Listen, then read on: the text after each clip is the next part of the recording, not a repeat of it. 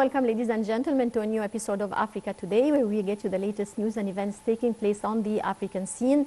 And we will start off with our major top stories and reports. And our first report is going to be on the BRICS leaders meeting next week. We will have a look at this report.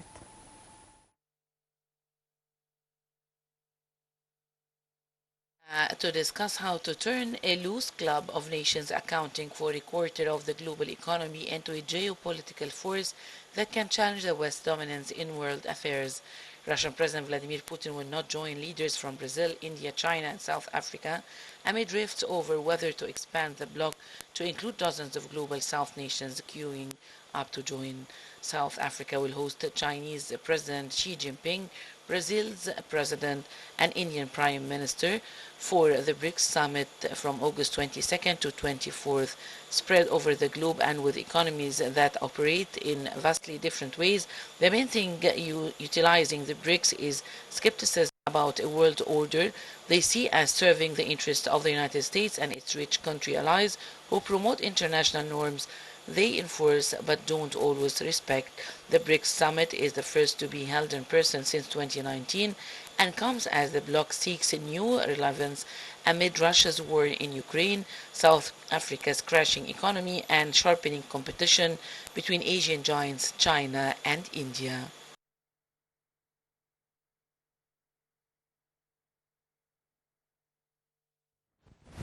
Welcome back, and moving on to Sudan. More than 1 million people have fled Sudan to neighboring countries since April. According to the United Nations, fighting has erupted and between warring factions plunges the country into civil war. More details on this report.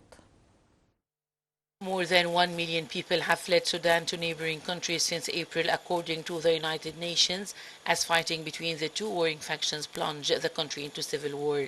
The conflict in Sudan has displaced more than 3.4 million people inside the country. A report released by the International Organization for Migration said that those who escaped Sudan have arrived in other countries in the region, including Egypt, Libya, Chad, the Central African Republic, South Sudan, and Ethiopia. Heavy fighting broke out between the Sudanese army and the paramilitary rapid support forces in mid-April, triggering a mass exodus of refugees from the East African country. Humanitarian bodies have warned that shaky ceasefires and inadequate evacuation corridors mean civilians are more likely to get caught up in the violence, prompting calls for a caretaker government. As many as 3,900 people have died in Sudan since April, according to a July report from the Armed Conflict Location and Event Data Project. Pointing to a possible peaceful resolution of the conflict, Sudan's Sovereign Council Deputy Chairman Malik Agar said the situation necessitates us to form a government to run the wheel of the state. He outlined his idea for a path of truce, which he said starts with reaching ceasefire agreement between the Sudanese army and Sudan's rapid support forces, adding that dialogue between political parties could establish a transitional period and trigger elections.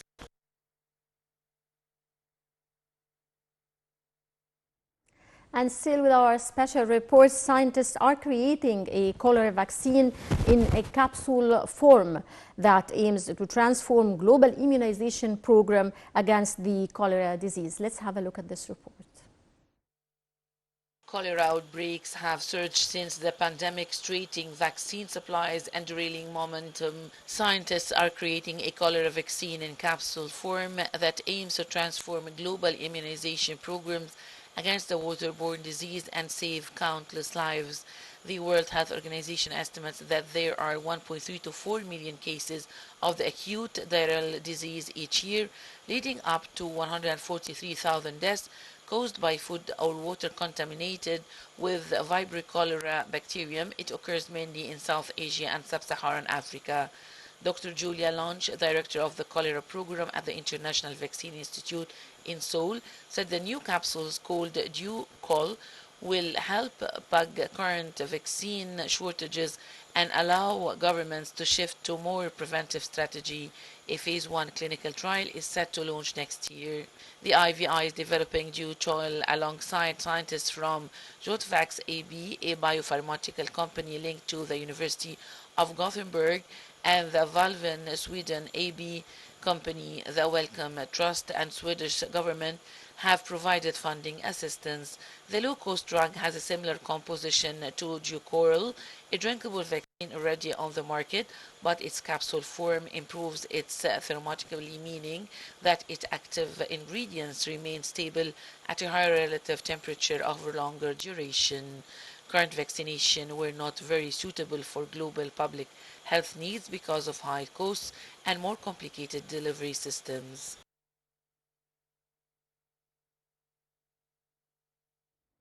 Welcome back, dear viewers, and to shed more light on the World Water Week that's taking place in Stockholm in Sweden. This week, we're delighted to be joined over the phone by Dr. Dia El-Kosi. He's a water resources expert. Good afternoon, sir. Good afternoon to you. Dr. Kosi, Dr. Hani Suelem, a water resources and irrigation minister, arrived in the Swedish capital, Stockholm, to attend the World Water Week. How do you see the significance of this meeting? Well, this meeting is held every year, of course, and it's a forum for the sort of communication between politicians, scientists, technicians working in the field of water. And this year, the theme is water and sustainable development. Now, the importance of the attendance of His Excellency the Minister to this meeting is that there will be two very important sessions for Egypt. The first will be a special session on the shared water or water crossing transboundaries, which is will be mainly focused on the Renaissance Dam business in Ethiopia, and this will be attended by delegations from Egypt, Sudan, and Ethiopia. Yeah. Number two is another very important session. This will be held organized by the National Water Research Center in Egypt, again on the groundwater, which is transboundary again, crossing many countries, and a very good example of this is the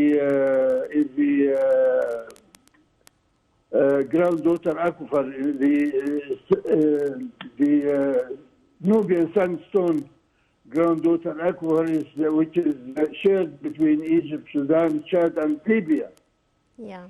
And both subjects are very important to the water resources in Egypt, because Egypt is getting 97% of its water from the Nile. Yeah. And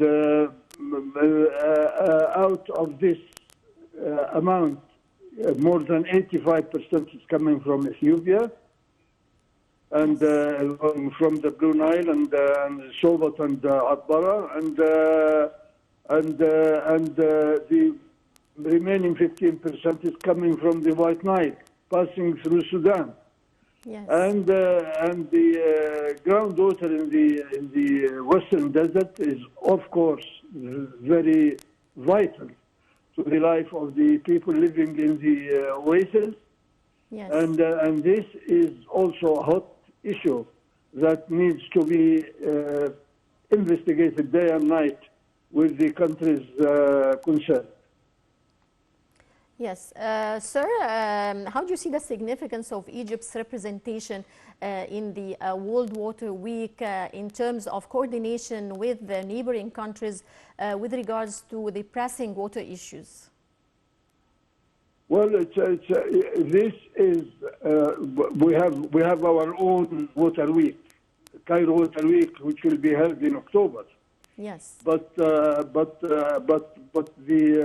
Stockholm World Water Week is very important to. As a matter of fact, you have the whole world in one way or the other represented in this meeting, and you have the neighboring countries and the countries with which we share our water, like the Nile Basin countries, both from the Equatorial Lakes and from the Ethiopian highlands, and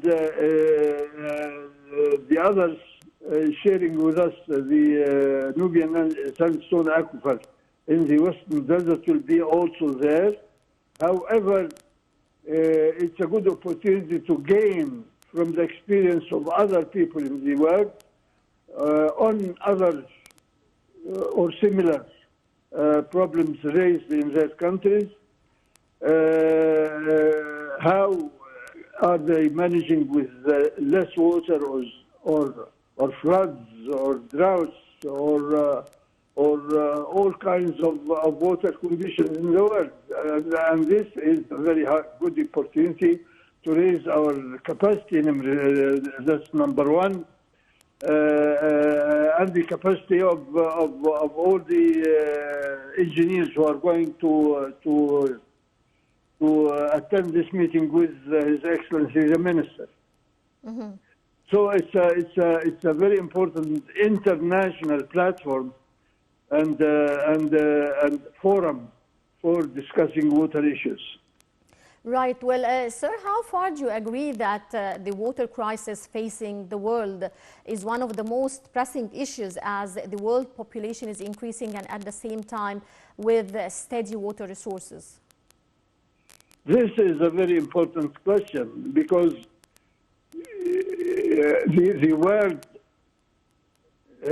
came to the first billion of inhabitants on the earth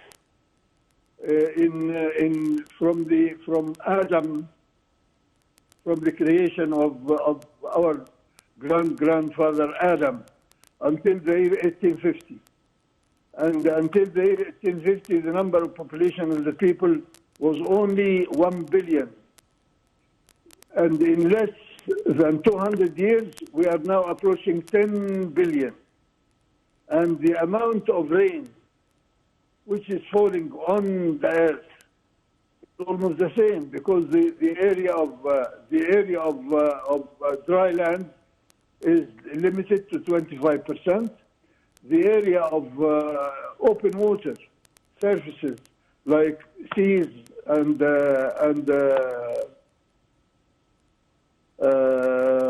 what do you call this? Other open water surfaces is only 75%. Yes. Evaporation is the same. Cloud formation is the same. Rainfall it differs very little between one year and the other. However, with the conditions we are now in, which are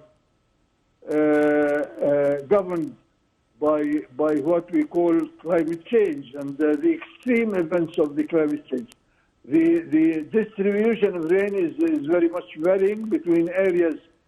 Now you have a good part of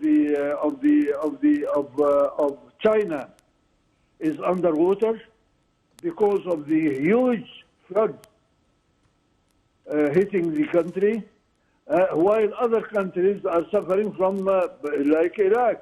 Iraq is now losing a good part of its agricultural land because of the huge drought they are living with for the last few years. Yes. So the distribution of rain between one country and the other is very high. In the meantime, you have severe floods, you have also severe droughts, which Right. means that the distribution of rain with time is also disrupted in one way or the other. And this is the situation where the whole world is not actually satisfied. Right. Well, I would like to thank you. I would like to thank you very much, Dr. Dia Alqosi, expert of water resources. Many thanks for your insight, sir, and dear viewers. That brings us to the end of this edition of Africa Today. Many thanks for watching, and stay tuned for more coming up here on Nile TV International.